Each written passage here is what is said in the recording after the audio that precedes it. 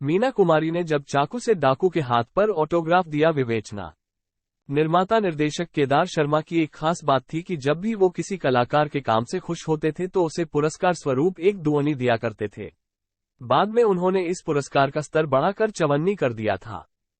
Film Chitralekha की shooting के दौरान मीना कुमारी ने केदार शर्मा से कहा कि शर्मा जी, मेरे पास आपकी दुअनी और चवन्नियों की बहुत बड़ी भीड़ इकट्ठा हो गई है, अब आप अपना रेट बढ़ा दीजिए। और सचमुच एक दिन उन्होंने एक सीन मीना कुमारी के अभिनय से खुश होकर उन्हें 100 रुपए का नोट इनाम में दिया।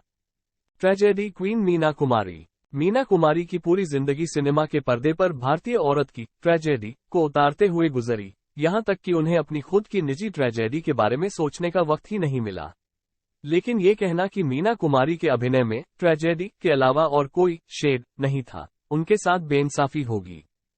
फिल्म परिणीता की शांत बंगाली अल्हड़ नवयौवना को लें, या बैजू बावरा की चंचल हसीन प्रेमिका को लें, या फिर साहब बीबी और गुलाम की सामंती अत्याचार झेलने वाली बहू हो, या पाकीज़ा की साहबजान, सभी ने भारतीय जनमानस के दिल पर अमिट छाप छोड़ी है। 1 अगस्त 1932 को जन्मी मीना कुमारी एक अभिनेत्री के रूप में 32 सालों तक भारतीय सिने जगत पर छाई रहीं। बेहद भावुक और सदा दूसरों की मदद करने को तत्पर मीना कुमारी की जिंदगी दूसरों को सुख बांटते और दूसरे के दुख बटोरते हुए बीती थी। कमाल अमरोही के बेटे ताजदार अमरोही बताते हैं, मीना कुमारी को कभी खूबसूरत चेहरे के तौर पर लोगों ने नहीं एड्रेस किया, जैसा कि मधुबाला को कहा गया, Venus of the Indian screen. Nargis के लिए भी लोगों ने कहा, first lady of Indian screen. Meena को खिताब मिला ट्रेजेडी क्वीन का और उन्होंने ट्रेजेडी को अपना ओढ़ना बिछौना बना लिया। लोगों ने समझा कि वो जैसे किरदार फिल्मों में कर रही हैं, असल जिंदगी में भी वो वही भूमिका निभा रही हैं।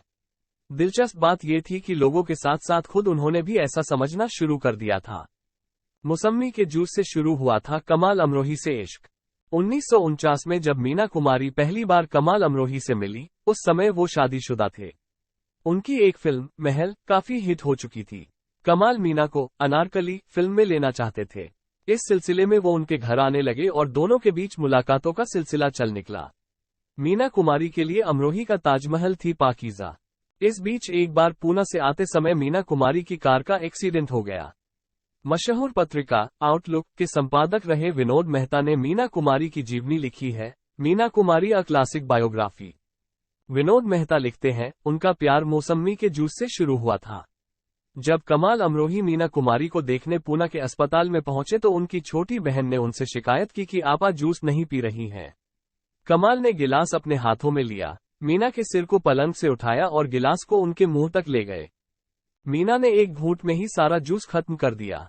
हर हफ्ते कमाल सायन से पूना ड्राइव कर मीना से मिलने पहुंचते। फिर उन्हें लगने लगा कि हफ्ते में एक दिन काफी नहीं है। जिस दिन उन्हें नहीं मिलना होता, वो एक दूसरे को खत लिखते। हर रोज एक खत, लेकिन उन खतों पर कोई टिकट नहीं लगाया था। वो खत वो एक दूसरे को खुद अपने हाथों से देते। मंजू और चंदन। इसके बाद अस्पताल में ही उनकी कई मुलाकातें हुई। कमाल अमरोही ने उन्हें नाम दिया मंजू और वो कमाल अमरोही को चंदन नाम से पुकारने लगी। विनोद मेहता आगे लिखते हैं, फिर इन दोनों की टेलीफोन पर लंबी बातें शुरू हुई। अमरोही ठीक 11:30 बजे रात को मीना कुमारी को फोन लगाते और सुबह 5:30 बजे दोनों अपने रिसीवर फोन पर रखते। रात में इतनी देर तक बात करने की वजह से ही शायद मीना कुमारी और कमाल अमरोही दोनों को रात में नींद न आने की बीमारी लग गई। छोटी अम्मी।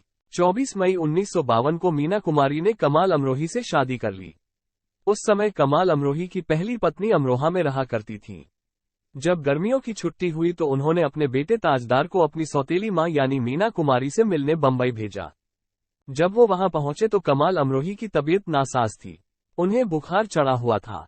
ताजदार अमरोही याद करते हैं, सफेद साड़ी पहने हुए छोटी अम्मा बाबा के सिरहाने बैठी हुई थी और उनके माथे पर ईडो कोलोन से भीगी पट्टियां लगा रही थी। एक खादिमा बाबा के पैरों की मालिश कर रही थी। मैं हैरान परेशान खड़ा था कि मैं कहां जाऊं। छोटी अम्मी ने मेरी परेशानी को पढ़ लिया। बाबा भी मुस्कुराए लेकिन कुछ बोले नहीं। मीना कुमारी ने मुझे और करीब बुलाया। जब मैं उनके बिल्कुल पास चला गया तो उन्होंने मुझे अपने सीने से लगा लिया। उन्होंने मुझसे कहा, आज से मैं तुम्हारी छोटी अम्मी हूं। कमाल अमरोही की 3 शर्तें। लेकिन मीना कुमारी और कमाल अमरोही के वैवाहिक जीवन में कुछ दिनों बाद ही दरार दिखाई देनी शुरू हो गई। कमाल अमरोही ने मीना कुमारी को फिल्मों में काम करने की अनुमति तो दी, लेकिन उन पर 3 शर्तें लगाए। विनोद मेहता लिखते हैं, पहली शर्त थी कि मीना कुमारी शाम 6:30 बजे तक घर लौट आए। दूसरी शर्त थी कि मीना कुमारी के मेकअप रूम में उनके मेकअप मैन के अलावा कोई पुरुष नहीं बैठेगा, और उनकी आखिरी शर्त थी कि मीना कुमारी हमेशा अपनी ही कार में बैठेगी जो उन्हें स्टूडियो लेकर जाएगी और फिर वापस घर लाएगी। कमाल अमरोही मना नहीं पाए मीना को। बात यहीं पर खत्म नहीं हुई। एक दिन कमाल अमरोही के सचिव बाकर ने मीना कुमारी को अभिनेता प्रदीप कुमार की कार से उतरते हुए देख लिया। बाद में कुछ और घटनाएं हुई और मीना कुमारी ने ये तय किया कि वो कमाल अमरोही के घर कभी वापस नहीं जाएंगी। ताजदार अमरोही बताते हैं, मीना कुमारी कमाल के घर से निकलने का बहाना तलाश कर रही थी ताकि वो आजाद पक्षी की तरह रह सके। जब छोटी अम्मी घर से चली गई तो बाबा ने एक शौहर होने के नाते अपना फर्ज निभाया। वो महमूद साहब के यहाँ चली गई थी। वो वहां गए। छोटी अम्मी ने अपने आप को एक कमरे में लॉक किया हुआ था। बाबा दरवाजा पीट कर कहते रहे, मंजू बाहर आओ, मुझसे बात करो। तुम्हें क्या शिकायत है, मुझे बताओ। लेकिन वो बाहर नहीं आए। महमूद साहब ने कहा, अभी ये नहीं मानेंगी, थोड़ी देर में ये ठंडी हो जाएंगी, आप बाद में इनसे मिलने आ जाइएगा। बाबा ने 3-4 बार दरवाजे को ठोका और फिर कहा, मंजू तुम अंदर हो और मुझे सुन रही हो। मैं अब जा रहा हूँ, मैं अब लौटकर नहीं आऊंगा। मैंने तुमको मनाने की बहुत कोशिश की लेकिन तुम नहीं मानी। लेकिन इसका मतलब ये नहीं है कि तुम्हारा मुझ पर कोई हक नहीं है। हमारे घर के दरवाजे हमेशा तुम्हारे लिए खुले हैं और खुले रहेंगे। तुम जब चाहना आ जाना। कमाल अमरोही का वॉक आउट। इस बीच कुछ ऐसी घटनाएं हुई जिन्होंने कमाल अमरोही और मीना कुमारी के बीच की दूरी को पाटने के बजाय और बढ़ा दिया। विनोद मेहता लिखते हैं, सोहराब मोदी ने मीना कुमारी और कमाल अमरोही दोनों को एरोस सिनेमा में एक फिल्म प्रीमियर पर आमंत्रित किया। सोहराब ने महाराष्ट्र के राज्यपाल से मीना कुमारी का परिचय कराते हुए कहा, ये मशहूर अभिनेत्री मीना कुमारी है और ये इनके पति कमाल अमरोही हैं। इससे पहले कि दोनों एक दूसरे को नमस्ते कहते, अमरोही ने कहा, नहीं, मैं कमाल अमरोही हूं और ये मेरी पत्नी है, मशहूर फिल्म अदाकारा मीना कुमारी। इतना कहकर वो सिनेमा हॉल से बाहर चले गए और मीना कुमारी को अकेले बैठकर वो फिल्म देखनी पड़ी। साहब बीबी और गुलाम में गजब का अभिनय। लेकिन निजी जीवन की इस खलबली ने फिल्मों में उनके अभिनय पर कोई असर नहीं दिखाया। उन्होंने एक से बढ़कर एक फिल्मों में अभिनय किया और फिल्म समीक्षकों की वाहवाही लूटी।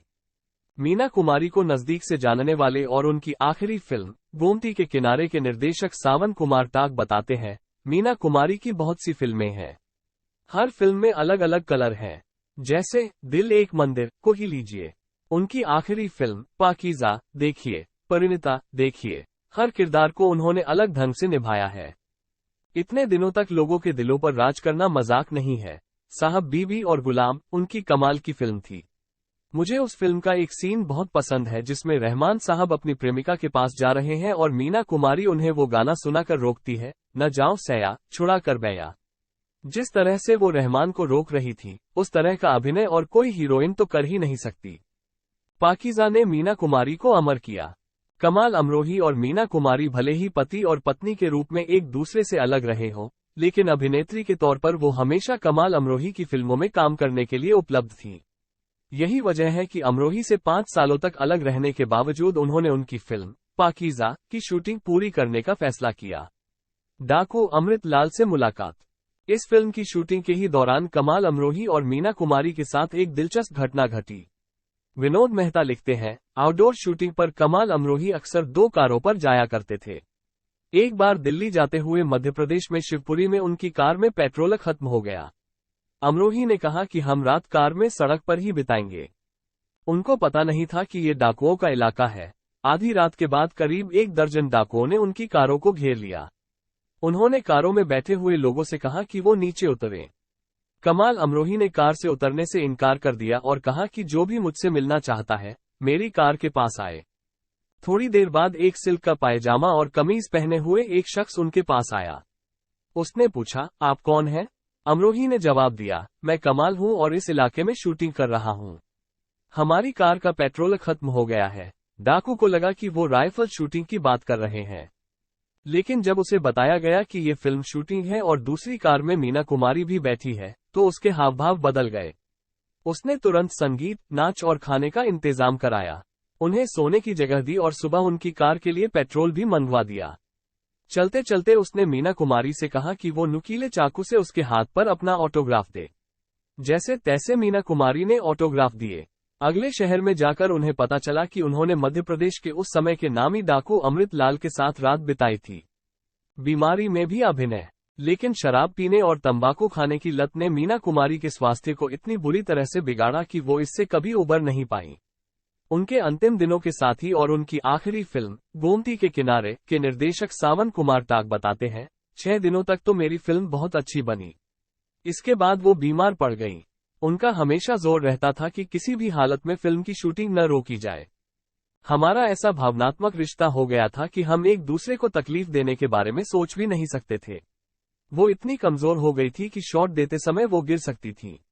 लोगों को पता नहीं है कि जब वो अभिनय कर रही होती थी तो मैं उन्हें पीछे से पकड़े हुए होता था और शॉट के बाद उन्हें कुर्सी पर बैठा देता था। मैं उनका एहसानमंद हूं कि उन्होंने मुझे डायरेक्टर बनाया। उनकी शर्त थी कि अगर तुम फिल्म निर्देशित करोगे तभी मैं ये फिल्म करूंगी। मैं मरना नहीं चाहती। आखिरी दिनों में मीना कुमारी को सेंट एलिजाबेथ नर्सिंग होम में भर्ती कराया गया।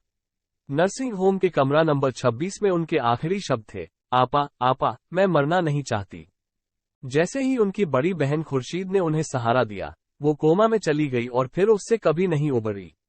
सावन कुमार टाक बताते हैं, जिस दिन उनकी मौत हुई मैं वहां मौजूद था। उनको एकला कब्रिस्तान में दफनाया गया। सब लोग उनके पार्थिव शरीर पर मिट्टी डालकर जा चुके थे। मैं ही आखिरी बंदा बचा था। जब तक मेरी आंखों में एक बूंद भी आंसू नहीं आया था। मैं जैसे पत्थर का सा हो गया था। लेकिन जैसे ही मैंने उन पर एक मुट्ठी मिट्टी डाली और पहला दाना उन पर गिरा, मेरी आंख में इतनी जोर से आंसू आए कि मैं खुद को रोक नहीं सका। लौटते समय एक शेर मेरे जहन में आया, चांदनी मर गई, रोशनी मर गई, सारी शम्में बुझाकर चले आए लोग। चादरे गुल से छिलता था जिसका बदन।